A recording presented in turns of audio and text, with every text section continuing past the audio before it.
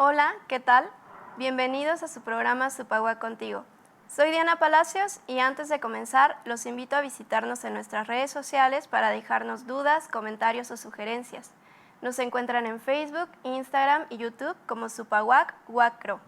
Este mes se conmemoró el Día Internacional de la Mujer y por eso preparamos una entrevista con docentes jubiladas que formaron parte del sindicato desde su fundación. Pero antes, vámonos con una cápsula sobre los eventos más importantes del mes de febrero en el Supaguac. El Supaguac, a través de la Secretaría de Relaciones y Educación Sindical, se enorgullece de presentar su nueva revista de divulgación, Disciplines. Este proyecto surge con el propósito de otorgar un espacio a la comunidad académica para la difusión de artículos de investigación. La revista Disciplines es de corte científico, orientada a ser una publicación con factor de impacto de carácter internacional. Además, se busca que ésta se mantenga tal como lo ha hecho la ya consolidada Superación Académica. Disciplines es una revista digital y cuatrimestral, cuya revisión se realizará con pares con calidad internacional y recibirá proyectos multidisciplinarios. Dialogando con tu cuerpo a través de la respiración es el nombre del taller de yoga restaurativo que imparte la maestra María Concepción Palacios. Las sesiones se realizan en las instalaciones del Supaguac en un horario matutino los días martes y en la Casa Club del Supaguac todos los miércoles por la tarde. Este espacio está destinado a la comunidad jubilada desde la Secretaría de Atención a Jubilados del Supaguac. Para informes e inscripciones puedes comunicarte al número 442-192-1200, extensión 3764, en un horario de 8:30 a 3:30. La Secretaría de Atención a Jubilados del Supaguac, junto al Dr. Gabriel Guadarrama, inició el nuevo periodo semestral con el taller Degustación Literaria, el cual se destina a la comunidad jubilada del sindicato y cuenta con un espacio facilitado por la Escuela de Bachilleres de la UAC en el edificio del Exprepa Centro. Se enfoca en la lectura y reflexión de textos de autores como Mariano Azuela, Rosario Castellanos y Octavio Paz. Finalmente, en un esfuerzo conjunto Supaguac-UAC, se entregaron 30 plazas de tiempo completo y 72 de tiempo libre a docentes universitarios. Esto luego de haber pasado por un riguroso proceso para ser electos. Dentro de dicho proceso se conforma la Comisión Bilateral UAC-Supaguac, que tiene la tarea de formar comisiones dictaminadoras para recibir documentos, verificar que se cumplan los requisitos y dar continuidad al mismo durante un periodo de 2 meses. Todo ello gracias a la cláusula quinta transitoria establecida en nuestro contrato colectivo de trabajo. El Supaguac se enorgullece del trabajo de cada uno de los docentes y espera que sigan creciendo tanto individualmente como con la comunidad. Ahora sí, vámonos con las entrevistas. Mi nombre es Manuela Marcela Rodríguez Montoro. Soy egresada de la preparatoria, hice mi carrera aquí en la Universidad Autónoma de Querétaro y mi posgrado, mi maestría. Soy de la primera generación de psicólogos y también, bueno, pues tuve la satisfacción de ser miembro fundador del Sindicato Único de Personal Académico de la universidad. Hice también mi posgrado aquí en esta misma universidad. Inicié primero en la Facultad de Psicología, que en aquel entonces se llamaba Escuela de Psicología, y después entré a trabajar, a colaborar en la docencia en la escuela preparatoria también de nuestra universidad, que ya con el tiempo, única y exclusivamente, me dediqué por 31 años a trabajar en la escuela preparatoria. Me tocó iniciar la Prepa Sur, regresé a la Centro y luego me tocó iniciar la Prepa Norte, donde terminé mis años laborales. También tuve la oportunidad de ser miembro fundador de este sindicato de maestros universitarios. Fue en el año 74, a escasos un año de que yo inicié mis labores, 3 años, perdón, de que yo inicié mis labores aquí en la universidad. Se hizo la necesidad de crear un sindicato que velara por los derechos y obligaciones también de los trabajadores de ese entonces. ¿Por qué surge? Esto surge en la escuela preparatoria o escuela de bachilleres. Se dio en un momento dado un grupo de maestras jóvenes de aquella época que pues ya casadas, pues tuvimos la consecuencia lógica del embarazo. No teníamos seguro social para iniciar, no había contrato laboral, estábamos totalmente desprotegidos, no teníamos seguro social. De tal caso que dábamos a luz y a los 3 días nos teníamos que incorporar a trabajar porque corríamos el riesgo de que se nos levantara un acta de abandono de trabajo.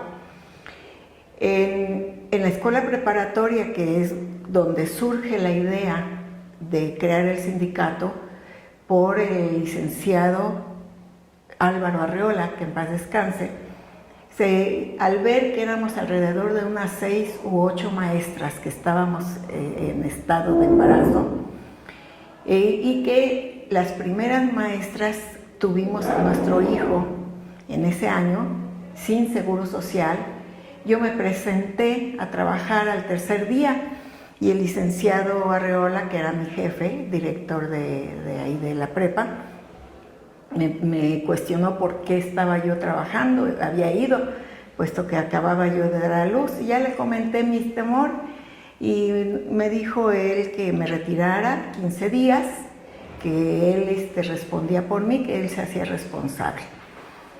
Y pues sí, se hizo y por esa época varias compañeras también de la prepa, puedo recordar a la maestra Cristina Cabrera, a la maestra Marta Valerio, a la maestra Susana Valencia, Marta Ramírez y otras, y bueno, incluso hasta las esposas de algunos compañeros que aunque no trabajaban en la universidad, pues estaban en el embarazo a término, y pues yo creo que eso también les sensibilizó a los compañeros ver la necesidad de crear una protección hacia las trabajadoras. Se nos plantea en la prepa centro, en aquel entonces, la necesidad y qué nos parecía de iniciar el sindicato para lograr tener seguro social y más seguridad y estabilidad en el trabajo, porque también respecto a la estabilidad y seguridad del trabajo no era,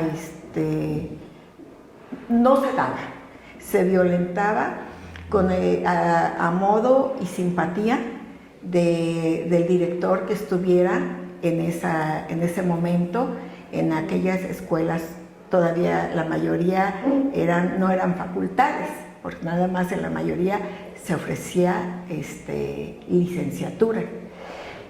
Y nace en la escuela preparatoria o escuela de bachilleres esta iniciativa por el maestro licenciado Álvaro Arreola. Lo propone en una junta de maestros, se acepta, y en ese entonces también Mariano Amaya, que era docente de la prepa, pues nos invitó, nos dijo los pros, más pros que contras, ¿verdad? Claro, nos comunicaron que al haber un contrato teníamos bastantes obligaciones que cumplir. Nace el sindicato. Yo recuerdo que primero se hizo un sindicato en unión con los trabajadores. Se llamaba el Sindicato de Trabajadores de la Universidad Autónoma de Querétaro. Pero al ver que nuestra labor era diferente, la docencia de los compañeros administrativos y de todos los trabajadores en general de la universidad, se separa, y es cuando también nace el STEWAC. Bueno, volviendo al SUPAWAC, resulta que en los primeros fundadores fuimos alrededor de 25 personas. Muchos de ellos y de ellas ya fallecieron, y fue una lucha aún entre los mismos compañeros docentes. Tuvimos problemas en aquel entonces para que se fundara el sindicato, hubo oposición por aquel entonces director de contabilidad de la facultad, ahora Facultad de Derecho, y de la facultad ahora de Ciencias Químicas. ellos decían que no éramos obreros para tener un sindicato, que éramos algo más que obreros y que nos podrían confundir como obreros de la educación. Nosotros, en la confianza como abogados, el maestro Mariano Amaya y el maestro Álvaro Arriola, que en paz descanse, pues dieron sus argumentos jurídicos y pues hubo un pequeño grupo de maestros de esa época que aceptamos. Me llamo María Eugenia Guzmán Molina e ingresé como docente a la universidad en 1976. Son muchos recuerdos y estaba escuchando a la maestra Marcela contar toda esa historia tan interesante y me doy cuenta que algo que no tenía consciente o claramente consciente fue la importancia de sindicalizar a los maestros, de sindicalizarnos, de crear el sindicato para las mujeres en el sentido de la seguridad social. Como que tener un bebé sin seguro social, sin la prestación de los días de maternidad que ahora se tienen, era muy amenazante. Me impresiona mucho lo que dice la maestra, mi querida maestra Marcela, cuando dice: a los 3 días de haber tenido mi bebé, me presenté a trabajar porque me podía quedar sin trabajo. Cuando yo llegué a la universidad ya como docente, ya se tenía el contrato colectivo, ya el contrato colectivo estaba vigente. Y entonces, ¿por qué acepté yo esta entrevista si yo no fui fundadora? Porque mi papá fue fundador. Mi papá, el ingeniero Salvador Guzmán Rodríguez, era maestro en la preparatoria. Y él siempre ha sido, fue alguien que luchaba mucho por los derechos de los trabajadores. En ese momento él era maestro de álgebra, pero en su juventud fue obrero textil en una fábrica muy antigua en Querétaro que era La Bonetera, y ya hizo una lucha sindical. Y entonces me doy cuenta que tengo una tradición familiar sindicalista, porque mi abuelo fue también un obrero textil y fue uno de los fundadores de la federación, de la FTQ, que es la Federación de Trabajadores del Estado de Querétaro. Y luego fue secretario general del sindicato del Hércules, la fábrica textil más importante del siglo pasado, de principios del siglo pasado. Pero otra cosa que a mí me motiva a trabajar como sindicalista fue mi mamá. Mi mamá fue secretaria general de la mica, una fábrica de mica. En la línea de producción eran puras mujeres. Entonces mi mamá, mis tías, las mujeres de esa época tenían como fuente de trabajo eso. Así que en mi ambiente familiar la lucha sindical siempre estaba presente en las conversaciones.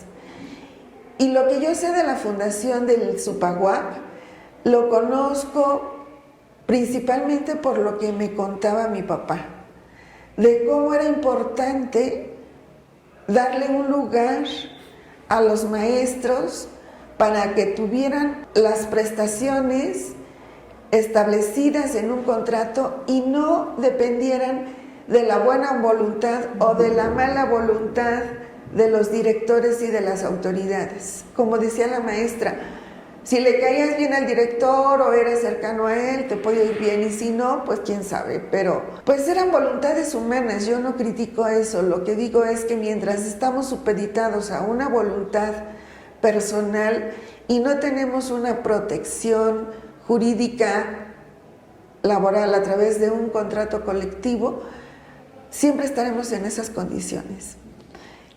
Mi papá decía, criticando a los que decían: no somos obreros de la educación, decía, pero somos seres humanos que vivimos de nuestro trabajo de educar.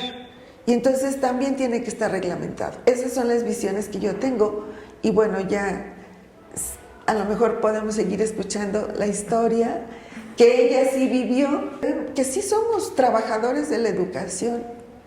Bueno, pues continuando con mi recordatorio de la historia como miembro fundador del sindicato, cuando se logra ya ese contrato ya formal y registrado ante conciliación y arbitraje, y también reconocido a nivel nacional como sindicato, el Supaguá. O sea, fue todo un proceso que viví. Llega el momento, yo entré a trabajar en el 70, me jubilo en el 2001, y entonces empieza aquí otra situación, porque pues sí había habido algunos compañeros docentes que nos antecedieron, que ya ellos estaban viviendo en ese entonces, estoy hablando del 2000, una problemática, porque no había un grupo, un sector dentro del sindicato que los representara. Entonces, pues se empezó a tratar de luchar, ¿verdad? Mediante pláticas con en esa época los que iban pasando, secretarios generales, diferentes administraciones también de la universidad, la posibilidad de crear una seccional de jubilados. Esto hubo muchos topes, muchos problemas, porque decían pues que la relación laboral ya se había terminado, ya no teníamos trabajo frente a grupo, y que pues habíamos perdido la calidad de trabajadores. Hubo una serie de pláticas con diferentes, en aquel entonces, delegados, y yo les comentaba a mis compañeros jubilados que era muy importante que nos uniéramos para lograr una delegación de docentes jubilados y pensionados. Después de un lapso de muchos años, se logró en el 2013.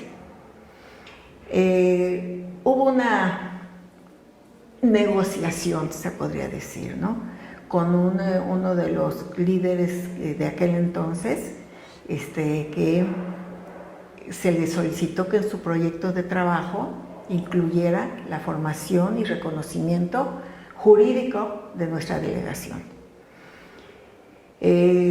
Nos dijo que lo iba a comentar, ya sabemos que con la parte patronal, y pues nos dijeron que sí. Nos dieron la bienvenida y fuimos aceptados.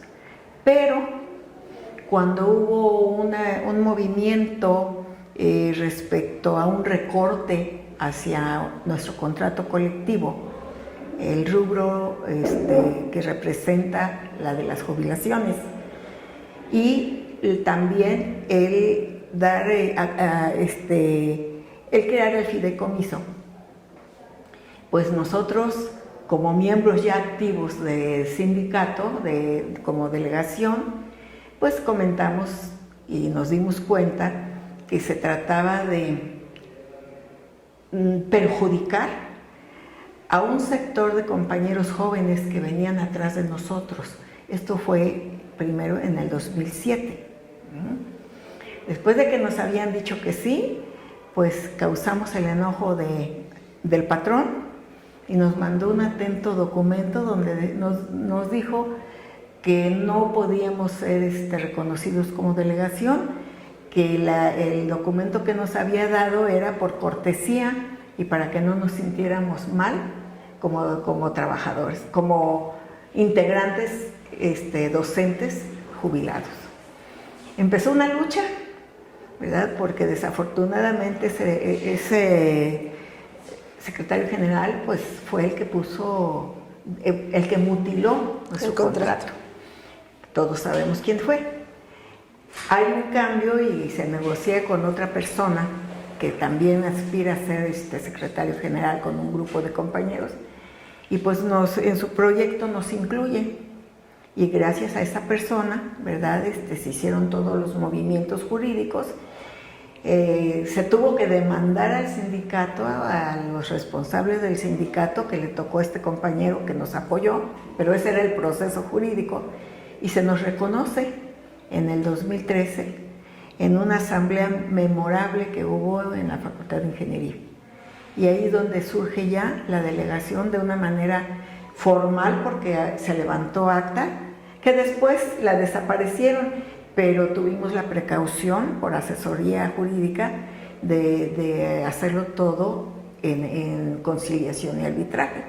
Y ya se nos dio y se nos reconoció como delegación sindical. No ha parado la historia, yo creo. Sigue la historia. Sigue la historia. Sí, es que de verdad esto que tú cuentas es algo que bueno que lo están grabando, porque yo creo que después necesitamos documentarlo. Porque vemos cómo a través de tu historia las mujeres han sido un factor primordial. ¿No? Fíjate, una de las cosas que influye para que se funde el sindicato es esta historia de no tener una protección en una situación de dar a luz, por ejemplo. Como Álvaro dice, esto no está bien, ¿no? Pero no solo eso, sino que después fueron el pilar. Sí. Yo me acuerdo que en la casa, en mi casa, que es la casa de todos, hacían juntas y llegaban muchas maestras, todas las que mencionaste. Y mi papá, junto con ellas, planeaban muchas cosas. Planearon una huelga, planearon el cómo lograr el presupuesto y la organización para construir la Prepa Norte. Así es. Cómo hicieron una manifestación solicitando que se construyera la Prepa Norte, etcétera. Pero sigue siendo, sino además en esta historia, tú has sido alguien muy trascendente, porque desde que inicia el sindicato participas con tu propio testimonio de vida y continúas, llegaste a ser también representante sindical en un comité, que no sé exactamente cuál, y sigues participando hasta la fecha. A ti te debemos que ahora podamos ser una delegación. O sea, muchos de los fundadores, incluyendo mi papá, han muerto, ¿sí? Y tú estás aquí, hablando por ellos. Sí. Pero además de hablar por ellos, sigues hablando por los que en un momento dado, una vez que nos jubilamos, parecía que otra vez nos quedábamos a la deriva. Y sin embargo, aquí estamos otra vez juntos. Por eso, y por toda esta historia, es tan importante que se conozca cómo surgió, porque no quiero ser presuntuosa, pero esto es una realidad.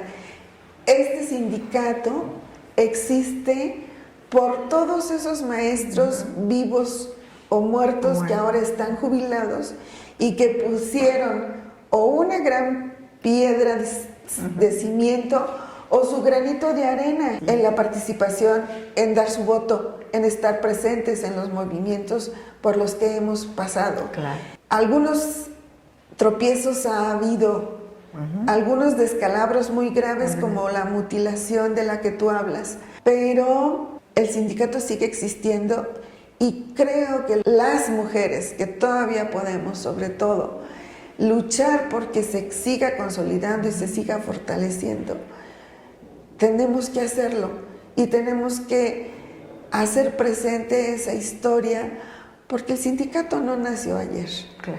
¿no? Tiene toda una historia de sacrificios, de entrega, de lucha. Así es, Maru. Incluso yo quiero cerrar que el desconocimiento de la historia de cualquier cosa, ¿verdad? Distorsiona la realidad y se presta y se facilita el echar culpas, ¿verdad? A un sector de desequilibrios económicos, de que esos sectores absorben gran presupuesto, en este caso nosotros, pero no se menciona que también estamos siendo injustamente castigados con una rebaja en nuestro sueldo, que nos quitan lo que nos dan de jubilación, nos lo quitan lo que nos dan de pensión, nos la quitan de la jubilación. Y digo yo, ¿a dónde se va ese dinero? Eso no lo saben los jóvenes. Y yo quiero agradecer a estos jóvenes que nos invitaron a participar, el tener esta oportunidad, porque el que no conoce la historia repite errores. Y esto ha sido una oportunidad. Ha habido administraciones muy buenas, pero también ha habido administraciones muy malas, tanto de la rectoría como del sindicato, ¿no? Pero creo que la intención de quienes llegan al sindicato es buena, seguir, que siga prevaleciendo un respeto al contrato colectivo y luchando por los intereses de los trabajadores que ellos representan. Yo creo que los líderes han hecho su papel, lo que les tocó en la historia de aquí, de este sindicato. Con esto doy las gracias por esta oportunidad. Pues igual yo también les doy las gracias de que hayan hecho este evento para recopilar la historia, y me da mucho gusto que haya sido a través de las mujeres. Hablar de las mujeres que hemos participado de alguna manera en el desarrollo sindical, que va de la mano con el desarrollo de la universidad. Sin estas mujeres que hemos trabajado aquí, no seríamos lo mismo. No sé si mejor o peor, pero qué bueno que reconocen la importancia de las mujeres. Y qué bueno que se tocó ese tema tan importante de la mujer, que es la que da luz.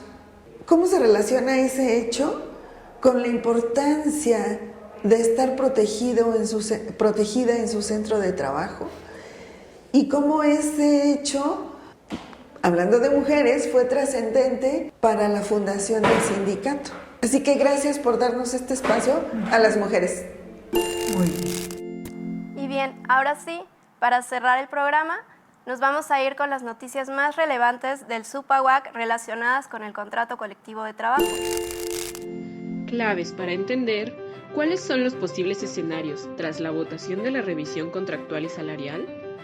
Una vez firmado el convenio donde se estipulan las propuestas de la patronal, la Asamblea General debe revisarlo y votar si está a favor o en contra de este.